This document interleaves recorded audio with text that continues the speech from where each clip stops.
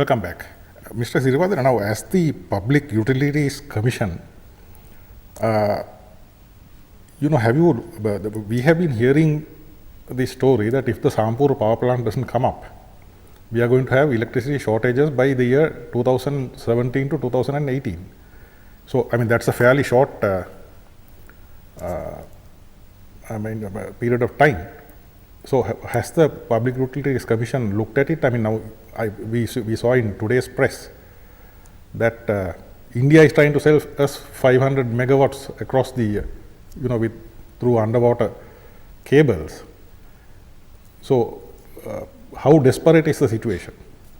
Because we seem to be always living in a state of panic. No, I mean, one would have thought that, one would have thought that after the Norachole power plant came up, that we would have at least a decade of peace, where you're not always on pins, wondering, whether there are going to be power shortages or not. But now we hear that if Sampur is not built, there will be power shortages. So how does the Commission look at that? No, we have to understand that the demand is increasing at about 5% per year. So that means we will have to adapt plans to cater for retirements and the new demand.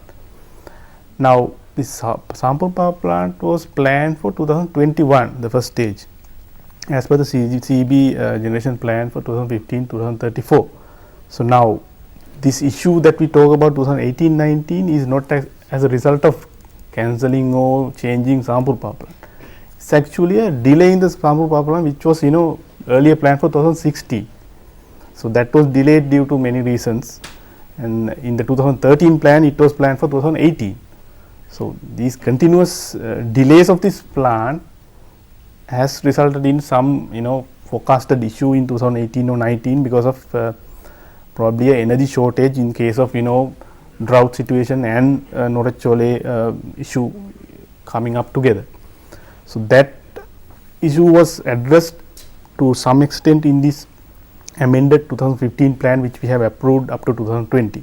So they have planned for grid level 170 megawatts for 5 years diesel power plants and another 300 megawatts of gas fired power plant in Colombo, Kerala, and another 105 megawatts of gas turbines. So if those plants are built on time, we will not have an issue, but the challenge is to get it done on time. So actually this Sampur delay is of course anyway there. It's not a reason for this Yeah, so once again we are dependent on the fossil fuel issue, is it? Yeah, because if you look at say 1-2 year period, what we can build fast is renewables or oil fired power plants. So the perception is that you can't cater the service provided by a oil plant through a renewable energy power plant like wind or solar or whatever. So that is the concern. So at the moment CEB is having the opinion that there are grid issues in absorbing intermittent sources like wind or solar. So they are doing their studies to come up with the optimum amount. So until then we can't push CEB to go for renewable sources despite the grid issues they identify.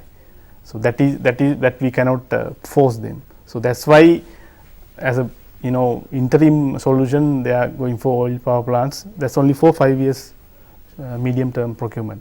Yeah, Mr. Rajapatava, now of course it's obvious that we are moving towards renewable energy and all that in the long term, but what really is the entry point for renewable energy? Now Mr. Abhigunavardhana was mentioning 1 million rooftop solar panels. I mean, is it the case now? Can you logically ask an industry to use renewable energy at this particular moment of time? It's not possible. So then where do you enter it? Is it through the domestic market? I mean, if there's a certain proportion of electricity used by the domestic users, is that the point of entry, or how would you look at it? I think it's both. As Asoka mentioned earlier, the tariff that was announced by the CEB and the Sustainable Energy Authority, I think Surya Bala Sangramya, is a very good entry point not only for domestic consumers but also for industrial consumers. because industrial consumers of course can utilize the same tariff for larger scale installations, because they tend to have generally larger scale roof space than domestic. And I think this current tariff But what is about actually the cost of workable. installing that? What about the cost? So the tariff that's announced can accommodate the cost of installation. So this is, I think having looked at it in numbers, I think this tariff is workable, and there can be large scale industrial as well as domestic installations coming out of this. I think government to promote this should actually support the small scale domestic installations, because those are the people that need support, because they will not have access to funds. So and this is happening all over the world. Now if you look at India, for example, there is a World Bank program where they are providing low interest loans to domestic consumers who want to put rooftop solar. Now these type of provisions, if you can bring forward, that can accelerate the adoption of this this scheme that the government has announced. I think large scale distributed rooftop solar has multiple benefits, because earlier you mentioned about cloud cover, creating intermittencies. When you have distributed solar across a large area, that the impact of a single cloud is actually negated, right? And then the second issue that I've heard people say that, oh, okay, what happens on a rainy day? You don't have energy generation during the rainy day. Yeah. But this is quite interesting, because if you look at the trend of how the energy consumption is happening now in Sri Lanka, especially during the daytime, because we are becoming more and more commercial sector oriented, there is a large portion of energy that is coming due to air conditioning. So that there is a demand reduction that's automatically happening during rainy days. So this is what we say, just don't take assumptions. These things can be appropriately modeled to understand what happens and what scenarios we need to plan for, right? Yeah. So even when you are talking about backup power to accommodate renewable energy, you need to model and see what is the real requirement to have backup power, and what technologies can come in to support this large scale adoption of renewable energy. Yeah. Mr. Abhigunodhan, now if you look at the macro picture, now in this country it's very fashionable to talk about industrialization, producing things here, exporting that, all that kind of talk. Now, do we really have the energy resources to be able to even think of industrializing? I mean, in that conventional sense, because we are always on the brink of power shortages, even though we are far better off than some other countries in South Asia, I suppose. But do we really have the resources? Well, actually, these things are happening due to poor planning. If we had proper plans, then these issues we don't need to discuss. We will be in a stable position, because since the Norachole power plant, nothing has happened. Only the Upper Kothmale was commissioned. So no proper plan was there to meet the increase in demand. So it's poor planning, I should say. And for the future, now while planning, we need to concentrate on different things. Firstly, we have the certain consumption which is inefficient. We can improve the efficiency of those things. We call it demand side management. We have recognized a fair share of demand can be curtailed without disturbing the processes. So mainly in the industrial sector, there are a number of ways the energy efficiency can improve. The investment for such efficiency improvement is less than having another power plant. So in order to meet this 2017, 18, 19 increase in demand, government has recognized clearly that demand side management can play a key role. So I think the government has formed a task force, but it's moving very slowly. We need to fast track and do it. And then while planning, what industries we should target. So just irrespective of what the energy consumption is, if you just plan future industries, it will not work.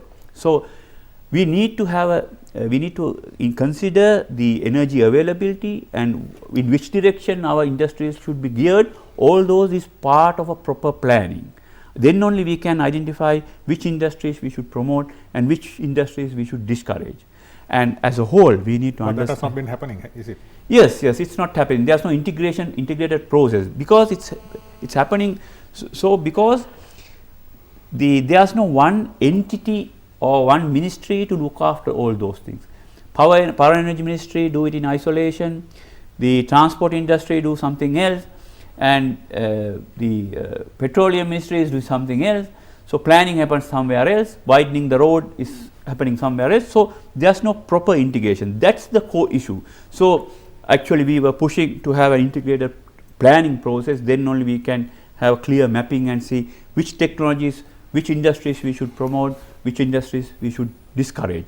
So for the future, I think we need to understand that in almost all spheres, we are discussing switching towards electricity. Now, transport sector, we are 100% depending on imported fuels, fossil fuels.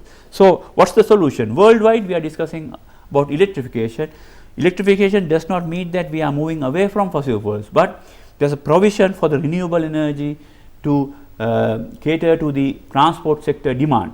So now recently we saw that Germany has announced that after 2030, no more